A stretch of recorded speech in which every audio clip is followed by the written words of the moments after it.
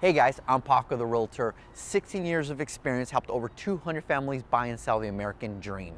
I'm a local expert, I'm a professional, and I take care of my clients. I pride myself in educating my clients, and I'm also really sarcastic and a storyteller. So why don't you guys get to know me? What's up, guys? This is Paco the Realtor, broker owner of RX Real Estate, local expert storyteller. Today, I talk to you about potentially people losing their home, what the process is like, what are the options. Why am I talking about this today? Because unfortunately, in the last few months, I've been dealing with people in that situation, and nobody wants to be in it, but unfortunately, a lot of people are due to loss of employment. There's a lot of things, loss of income. There's a lot of things that can happen, right? So let's start with the obvious, what I call the cycle of death. What is the cycle of death, Paco? Well, I'm glad you asked me. The cycle of death is this. Something happens in your life where your income drops and you get in a position where now you're struggling to pay your mortgage every day. So the first thing you do is you deplete your savings account little by little. Whatever you're short, you get from your savings account. Then that runs out. Then you start using your credit card, cash advances. Can't lose the house, right? So then you start doing that again and again and again. Then that runs out. Then you start asking friends and family for a loan. Hey, can I borrow this just so I get back on my feet? That kind of stuff. Well, at the end, you still end up losing your house. Why? Because you didn't address the issue. The issue is income. All of a sudden, assuming your mortgage didn't jump up because you had some crazy 80-20 loan, your income drops somewhere. So it's an issue of income, and that's what you need to address. And what I call that death cycle ends up happening is you deplete your savings, max out your credit cards, get a loan from friends, and you still lose the house. Now, obviously, this is assuming that you don't have a lot of equity. And because if you had equity, then obviously the first option is sell.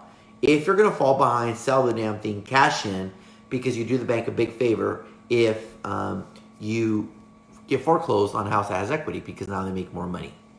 So, assuming you don't have a lot of equity, let's just make that assumption. Then what are your options? Well, let's talk about the process first.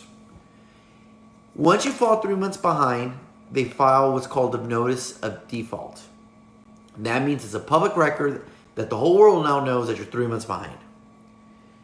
30 days before they foreclose, they're going to file something called a notice of trustee sale, which means on this day, they're going to sell your house in the court steps, and if you don't come up with the money by the day before, you lose the house, and they sell it to somebody else. Now, when does that day come? There's no way to know. They could file it right away. They could wait a year. The bank dictates that. And the way they dictate that is your mortgage is part of a bigger portfolio. And let's say that a portfolio has 1,000 loans in it, home loans. They need to decide when they're going to take that loss. And sometimes they delay the loss because there's already houses ahead of you that are going to be foreclosed on. So, not to bore you too much with it. But when people ask, well, how long do I have before they foreclose? I don't know. Until they file that notice of trustee sale, I don't know. The notice of default gets filed almost right away, within the 90 days. That's easy. But the notice of trustee, that's the we don't know when that's going to be filed. The bank dictates that. Now, the other thing about it is that people say, well, I lost my income, therefore I'm going to try for a loan modification. It doesn't work like that. Everything can be ideal for a loan modification, and the bank does not have to approve it, especially if there's equity, or especially if they think that there's market value that they're going to get their money back.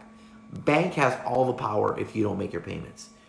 It doesn't matter whether you qualify or not. So, what do you do if you're in that situation? One, first address the issue. Is it an income issue? If it is, do not go crazy and max out your credit card, deplete your savings, and still have to lose your house. If you're going to fall behind and you have equity and there's no way for you to rectify the income issue, sell the house immediately. Sell it, cash in, walk away, don't screw up your credit, and start all over. But this time with money, right? That's the first option. The second option, obviously, is to go ahead and try to save it. Now, if you want to go ahead and try to save it by using your savings account, that's one thing. But address the income. My suggestion is do not use credit cards and do not get loans from friends.